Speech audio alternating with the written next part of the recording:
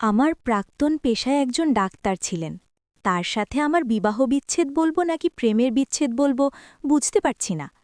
তার সাথে আমার বিচ্ছেদ হয় আনুষ্ঠানিকভাবে বিয়ে হওয়ার দিনে।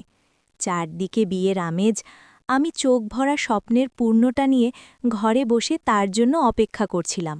কখন সে বরযাত্রী নিয়ে আমাদের বাড়ি আসবে, আমাকে টগবগিয়ে ঘোড়ায় করে রাজপুত্রের মতো নিয়ে যাবে। এই খানিকটা সময়ও যেন খুব ধীর গতিতে চলছে। মনে হচ্ছে সহস্র বছরের পথ যেন একটুর জন্য শেষ হচ্ছে না। অপেক্ষা সত্যিই কঠিন। 10 বছরের ভালোবাসার পূর্ণতা আজকে পাবে। আমার বয়স 28 বছর, আর আমার প্রাক্তনের বয়স 31।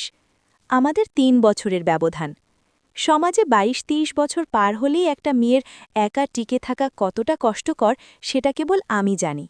অথচ সে কষ্টের বলিদান নিজেকে দিয়েও আমি খুশি ছিলাম। আমি পড়াশোনায় তেমন ভালো না, কিন্তু আমার প্রাক্তন ছিল তুখোর মেধাবী। আমি ছিলাম প্রচণ্ড চঞ্চল। মূলত আমার চঞ্চলতা দেখেই সে আমার প্রেমে পড়েছিল। সেই প্রেম তারুণ্য পার হয়ে ম্যাচিওরিটিতে এসে পৌঁছেছে।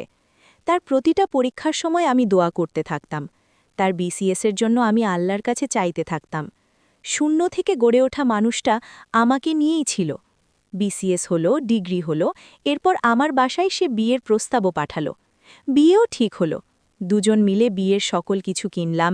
বিয়েতে কি পরব, কিভাবে সাজব, সবকিছুই পরিকল্পনা করে অর্ধেক বাস্তবায়নও করে ফেলেছিলাম। কিন্তু বিয়ের দিন বরপক্ষ থেকে জানানো হলো তারা কেউ আসবে না, এ বিয়ে হবে না। বিয়ে ভাঙনের মূল কারণ আমার বয়স।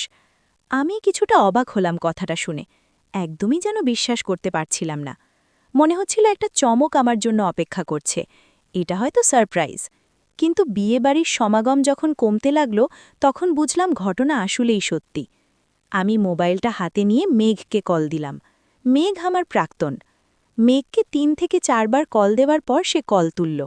আমি তাকে কান্না গলায় জিজ্ঞেস করলাম, আমি যা শুনছি সেটা কি ঠিক?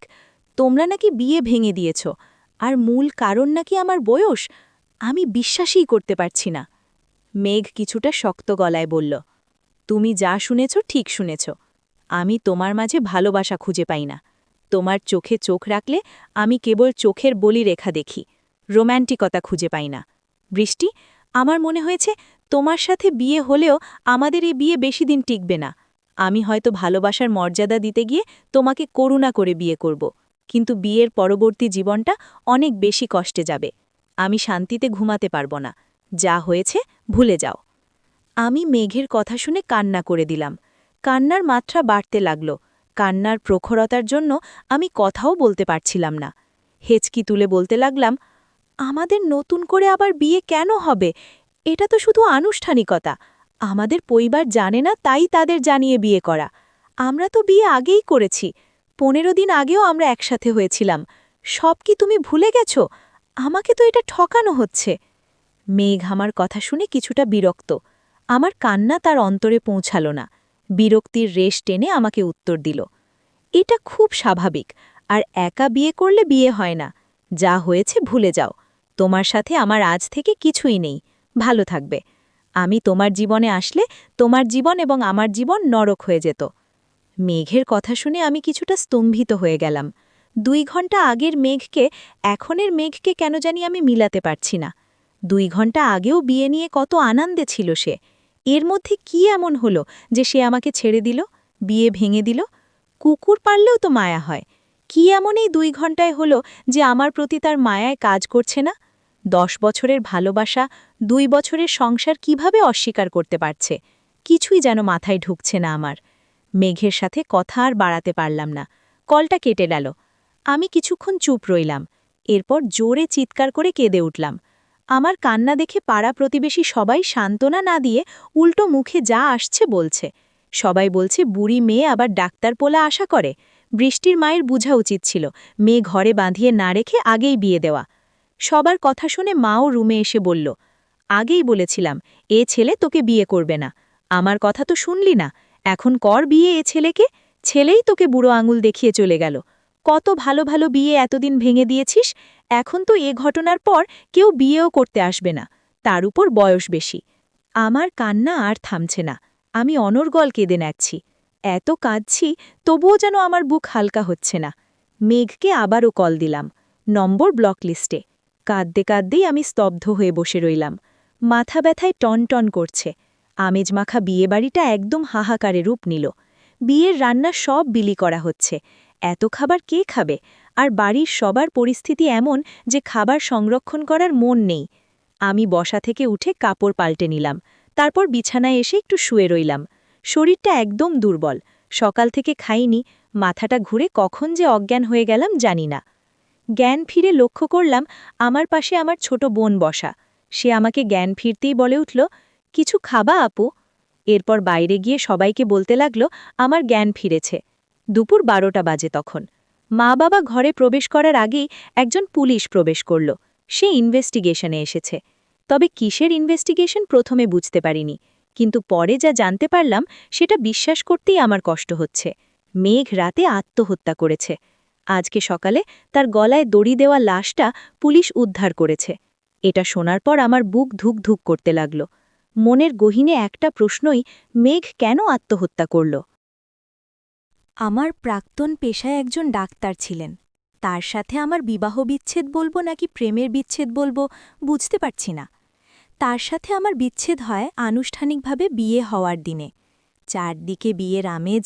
আমি চোখ ভরা স্বপ্নের পূর্ণতা নিয়ে ঘরে বসে তার জন্য অপেক্ষা করছিলাম। কখন সে বরযাত্রী নিয়ে আমাদের বাড়ি আসবে, আমাকে টগবগিয়ে ঘোড়ায় করে রাজপুত্রের মতো নিয়ে যাবে। এই খানিকটা সময়ও যেন খুব ধীর গতিতে চলছে। মনে হচ্ছে সহস্র বছরের পথ যেন একটুর জন্য শেষ হচ্ছে না। অপেক্ষা সত্যিই কঠিন। 10 বছরের ভালোবাসার পূর্ণতা আজকে পাবে। আমার বয়স 28 বছর, আর আমার প্রাক্তনের বয়স 31। আমাদের 3 বছরের ব্যবধান। সমাজে 22-23 বছর পার হলেই একটা মেয়ের একা টিকে থাকা কতটা কষ্টকর সেটা কেবল আমি জানি। অথচ সে কষ্টের বলিদান নিজেকে দিয়েও আমি খুশি ছিলাম। আমি পড়াশোনায় তেমন ভালো না, কিন্তু আমার প্রাক্তন ছিল তুখোড় মেধাবী। আমি ছিলাম প্রচণ্ড চঞ্চল। মূলত আমার চঞ্চলতা দেখেই সে আমার প্রেমে পড়েছিল। সেই প্রেম তারুণ্য পার হয়ে ম্যাচিওরিটিতে এসে পৌঁছেছে। তার প্রতিটা পরীক্ষার সময় আমি দোয়া করতে থাকতাম। তার বিসিএসের জন্য আমি আল্লাহর কাছে চাইতে থাকতাম। শূন্য থেকে গড়ে ওঠা মানুষটা আমাকে নিয়েই ছিল। বিসিএস হলো, ডিগ্রি হলো, এরপর আমার বাসায় সে বিয়ের প্রস্তাবও পাঠালো। বিয়েও ঠিক হলো। দুজন মিলে বিয়ের সকল কিছু কিনলাম। বিয়েতে কি পরব, কিভাবে সাজব, সবকিছুই পরিকল্পনা করে অর্ধেক বাস্তবায়নও করে ফেলেছিলাম। কিন্তু বিয়ের দিন বরপক্ষ থেকে জানানো হলো তারা কেউ আসবে না, এ বিয়ে হবে না। বিয়ে ভাঙনের মূল কারণ আমার বয়স। আমি কিছুটা অবাক হলাম কথাটা শুনে। একদমই যেন বিশ্বাস করতে পারছিলাম না। মনে হচ্ছিল একটা চমক আমার জন্য অপেক্ষা করছে। এটা হয়তো সারপ্রাইজ। কিন্তু বিয়েবাড়ির সমাগম যখন কমতে লাগল, তখন বুঝলাম ঘটনা আসলেই সত্যি। আমি মোবাইলটা হাতে নিয়ে মেঘকে কল দিলাম। মেঘ আমার প্রাক্তন। মেঘকে 3 থেকে 4 বার কল দেওয়ার পর সে কল তুলল। আমি তাকে কান্না গলায় জিজ্ঞেস করলাম, আমি যা শুনছি সেটা কি ঠিক? তোমরা নাকি বিয়ে ভেঙে দিয়েছ, আর মূল কারণ নাকি আমার বয়স? আমি বিশ্বাসই করতে পারছি না। মেঘ কিছুটা শক্ত গলায় বলল, তুমি যা শুনেছ ঠিক শুনেছ। আমি তোমার মাঝে ভালোবাসা খুঁজে পাই না। তোমার চোখে চোখ রাখলে আমি কেবল চোখের বলি রেখা দেখি, রোম্যান্টিকতা খুঁজে পাই না। বৃষ্টি, আমার মনে হয়েছে তোমার সাথে বিয়ে হলেও আমাদের এই বিয়ে বেশি দিন টিকবে না। আমি হয়তো ভালোবাসার মর্যাদা দিতে গিয়ে তোমাকে করুণা করে বিয়ে করব, কিন্তু বিয়ের পরবর্তী জীবনটা অনেক বেশি কষ্টে যাবে। আমি শান্তিতে ঘুমাতে পারব না। যা হয়েছে ভুলে যাও। আমি মেঘের কথা শুনে কান্না করে দিলাম। কান্নার মাত্রা বাড়তে লাগল। কান্নার প্রখরতার জন্য আমি কথাও বলতে পারছিলাম না। হেঁচকি তুলে বলতে লাগলাম, আমাদের নতুন করে আবার বিয়ে কেন হবে? এটা তো শুধু আনুষ্ঠানিকতা। আমাদের পরিবার জানে না, তাই তাদের জানিয়ে বিয়ে করা। আমরা তো বিয়ে আগেই করেছি। 15 দিন আগেও আমরা একসাথে হয়েছিলাম।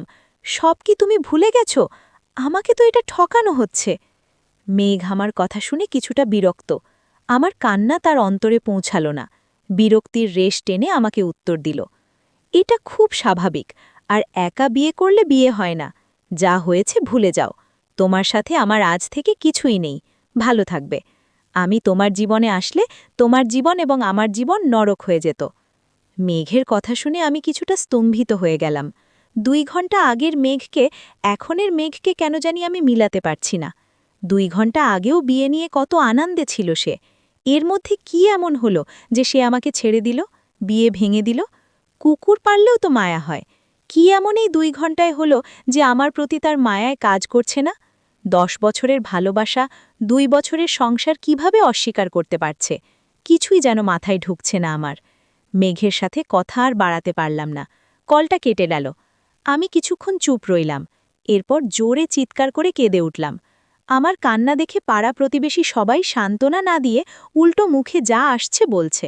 সবাই বলছে বুড়ি মেয়ে আবার ডাক্তার পোলা আশা করে। বৃষ্টির মায়ের বুঝা উচিত ছিল, মেয়ে ঘরে বাঁধিয়ে না রেখে আগেই বিয়ে দেওয়া। সবার কথা শুনে মাও রুমে এসে বলল, আগেই বলেছিলাম এ ছেলে তোকে বিয়ে করবে না। আমার কথা তো শুনলি না, এখন কর বিয়ে এ ছেলেকে।